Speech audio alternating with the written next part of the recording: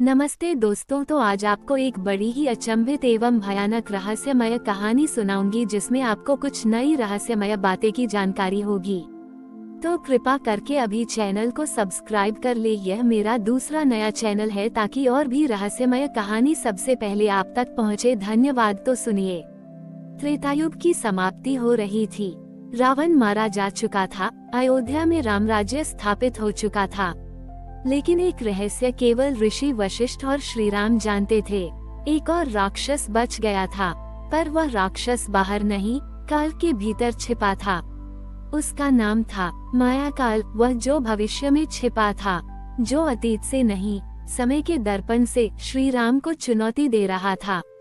एक रात वशिष्ठ मुनि ने ध्यान में एक भविष्य दर्पण देखा, जिसमें राम के बाद आने वाले युगों में मनुष्य फिर रावण से भी अधिक अहंकारी हो जाएगा और उस विनाश के पीछे होगा।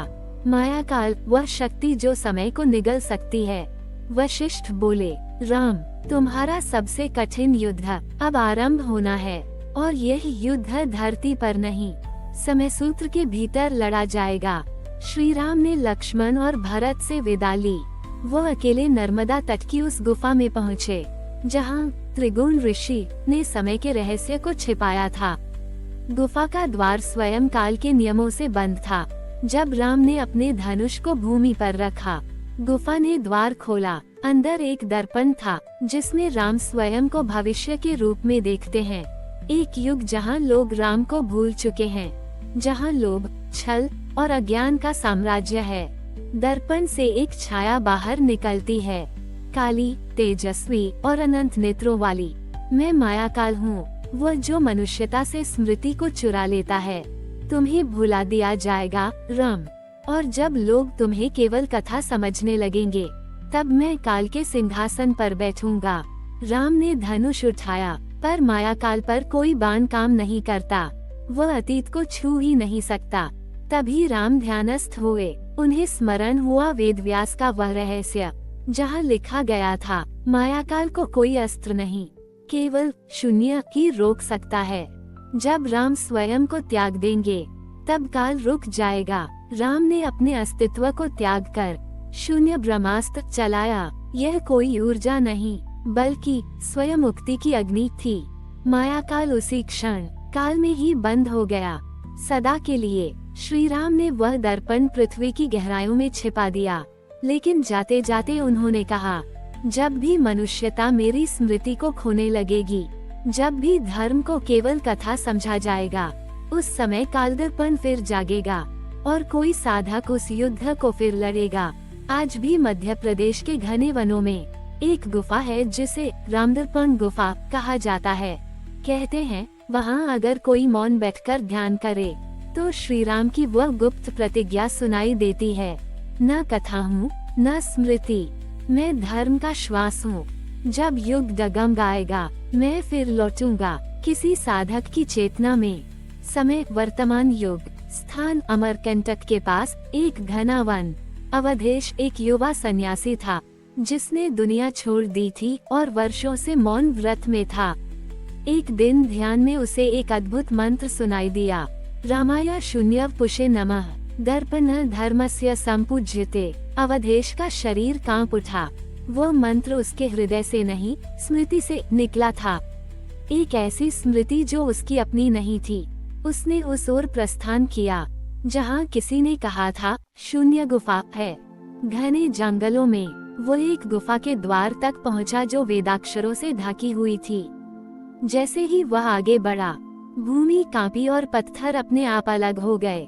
गुफा के भीतर वह प्राचीन दर्पण रखा था, जो कभी श्री राम ने बंद किया था।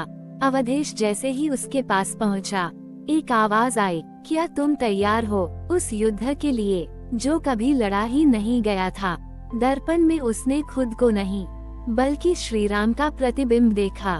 पर यह वह राम नहीं थे जिनके हाथों में धनुष होता है, बल्कि वे राम जो शांत, शून्य और तेजहीन प्रतीत हो रहे थे।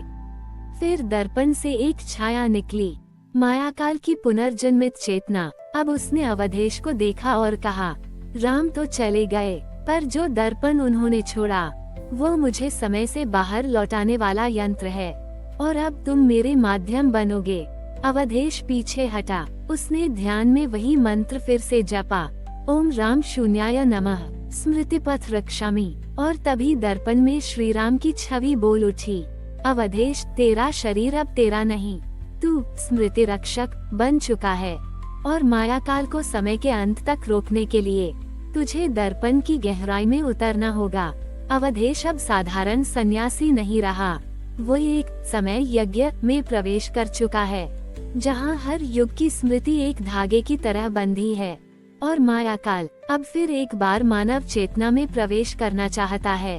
अवधेश ने जैसे ही श्री राम का आदेश स्वीकार किया, कालदर्पण ने उसे निगल लिया और अब वो एक ऐसी जगह पहुंचा जहां न आकाश था न धरती, केवल स्मृतियां थीं। हर दिशा में वह युगों के टूटे हुए दृश्य देखता है। रामायण, महाभारत, बुद्ध, शंकर, गुरु नानक, हर धर्म, हर युग की स्मृति वहां थी, टूटे हुए धागों की तरह हवा में उलझी हुई। तभी एक अग्नि की लपट उसके सामने प्रकट हुई और उसमें से निकली एक छवि, श्री राम स्वयं। पर यह राम भिन्न थे, ना मुकुट था, ना धनुष, ना राजसी तेज। ये ध्यानस्थ, मौन और पूर्ण शून्य से युक्त राम थे। अवधेश उनके चरणों में गिर पड़ा। श्री राम बोले, मैं शरीर छोड़ चुका हूँ, पर मेरी चेतना शून्य स्मृति में विलीन है।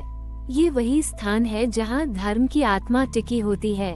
जब भी युगों में धर्म भुलाया जाता है, ये शून्य स्मृति कमजोर हो जाती है और मायाकाल तब उसमें प्रवेश करता है।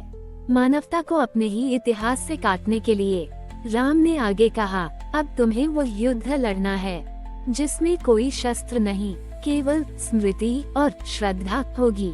शून्य स्मृति के भीतर एक गहरी दरार फूटती है और उसमें से निकलता है मायाकाल, अब और भी शक्तिशाली, क्योंकि वर्तमान मानवता ने धर्म को कथा मानना शुरू कर दिया है। वह हंसता है, राम तेरे नाम का जप अब केवल मोबाइल स्क्रीन पर होता है। लोग अब तुझसे प्रेम नहीं, उपयोग करते हैं। अवधेश चीख पड़ता है, लेकिन श्री राम शांत रहते हैं। ध्यान करो अवधेश, अब युद्ध मौन के भीतर होगा। जब तू अपनी चेतना को समर्पित करेगा, तभी मैं तेरे भीतर प्रकट हो पाऊंगा।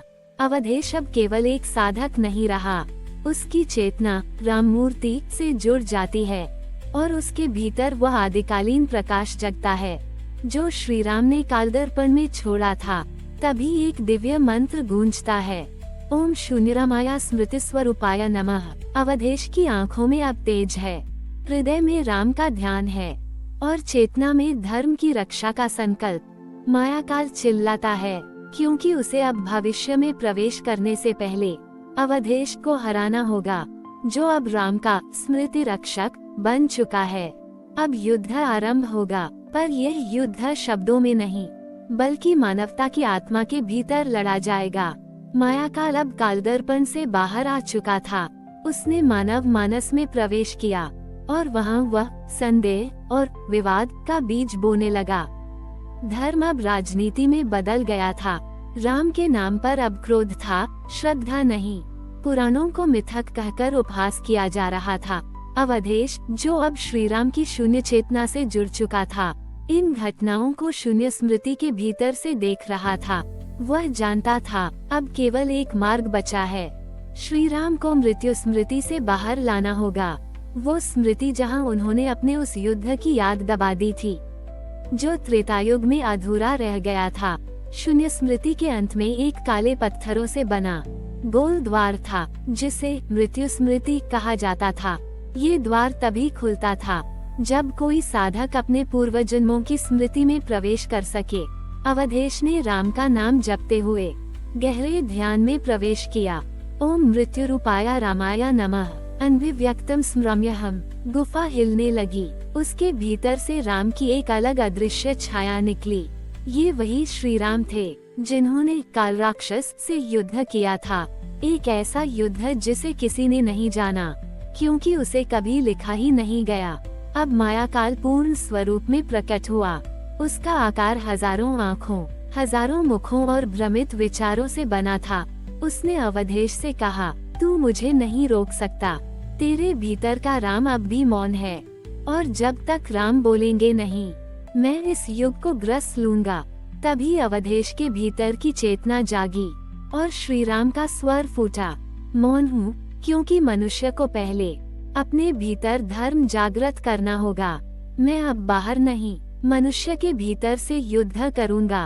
उद्धरण चिन्ह। युद्ध आरंभ हुआ, लेकिन ये युद्ध तलवारों से नहीं, बल्कि विचारों, स्मृतियों और श्रद्धा के स्तर पर था।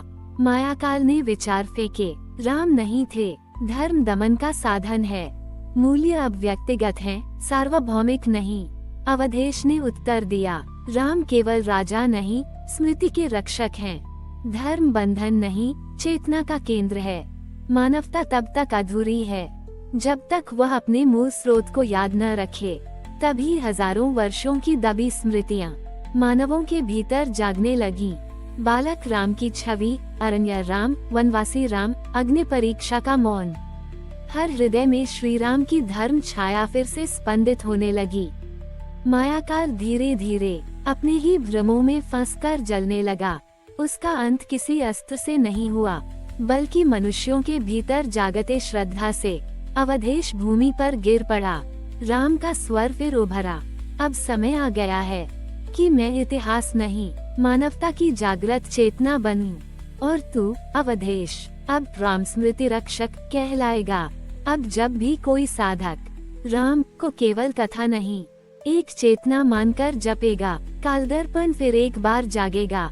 अवधेश अब राम स्मृति रक्षक बन चुका था। वह जानता था युद्ध जीत लिया गया है, पर मायाकाल कभी पूरी तरह मरता नहीं। वह भूल, अज्ञान और अहंकार के रूप में हर युग में पुनर्जन्म लेता है। अब उसका कर्तव्य था मानव के भीतर राम को पुनः जागृत करना। उसने उस शून्य गुफा को फिर से बंद किया जहां मृत्यु स्मृति छिपी थी, पर द्वार के बाहर एक दीपक रख दिया जिसका नाम था शून्य दीप। ये दीप तब तक जलता रहेगा, अवधेश बोला, जब तक एक भी मनुष्य अपने हृदय में राम को मौन में श्रद्धा के साथ पुकारता रहेगा।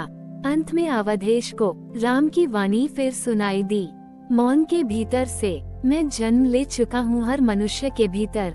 अब मुझे बाहर खोजने की नहीं, भीतर पहचानने की आवश्यकता है। जब तक स्मृति जीवित है, मैं अमर हूँ। और इस प्रकार कालदर्पण को फिर से शून्य में विसर्जित कर अवधेश लौट आया। अब वो कोई सामान्य मानव नहीं था, बल्कि वह रामत्व का वाहक बन चुका था। राम अब मंदिरों में नहीं, मानव हृदय की स्मृति में वास करते हैं। हमारी और भी आध्यात्मिक एवं अनोखी कहानियाँ देखने के लिए हमारे चैनल पर जाएं तथा धार्मिक एवं पौराणिक अनोखी कहानियाँ हमारे चैनल पर है। कृपया जाके देखें तथा हमारे चैनल को सब्सक्राइब करके रखें और वीडियो लाइक जरूर करें। धन्यवाद।